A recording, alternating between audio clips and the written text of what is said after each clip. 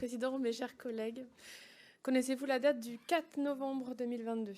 Cette année, les femmes ont commencé à travailler gratuitement, tous secteurs confondus, à partir du 4 novembre 2022 à 9h10, et ce jusqu'à la fin de l'année. C'est une moyenne, mais un symbole tout de même, car le revenu salarial des femmes reste toujours en France inférieur à celui des hommes.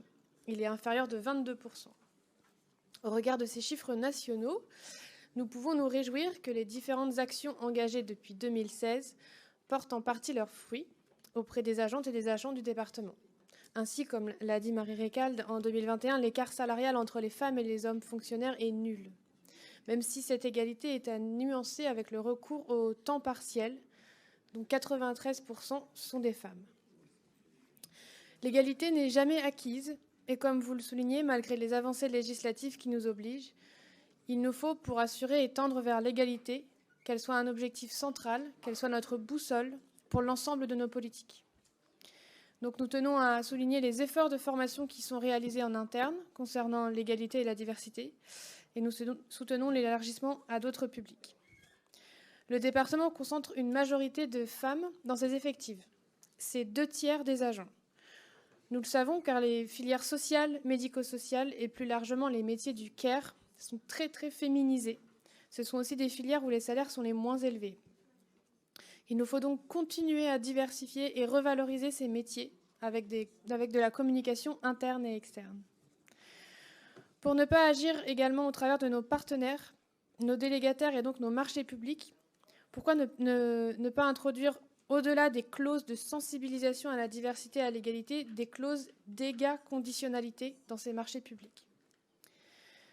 Je souhaite également souligner les actions du département dans nos collèges, avec notamment l'installation de distributeurs de protection menstruelle périodique gratuite. En Gironde, c'est 10 à 12% des jeunes filles scolarisées en milieu rural qui disent déjà avoir manqué les cours, faute d'avoir pu financer l'achat de ces protections périodiques. La nécessité était là, et je tiens à faire un petit clin d'œil aux collégiens et collégiennes du collège Victor-Louis à Talence qui ont été pionniers sur le sujet avec un projet ambitieux. Ainsi, lors du dernier conseil départemental des jeunes, on a discuté du sujet et un collégien s'inquiétait que le distributeur de protection périodique soit en face du CDI. Il pensait que ça pouvait gêner à la fois les garçons de voir les filles se servir de protection à cet endroit et les filles pouvaient se sentir honteuses. Et là, une collégienne l'a rassurée en tenant des propos d'une maturité et d'une clarté remarquables. Les règles sont naturelles et ne doivent susciter aucune honte. Je me félicite de ces combats féministes qui sont menés dès le collège et encouragés par notre institution. Je suis très heureuse de voir que la relève est là. Enfin, je me permets également de me féliciter par le temps de parole occupé par les femmes en ce début de conseil, car l'égalité femmes-hommes, ce doit être aussi dans nos représentations politiques. Et je crois dans la volonté sincère de cette institution d'aller dans ce sens. Je vous remercie.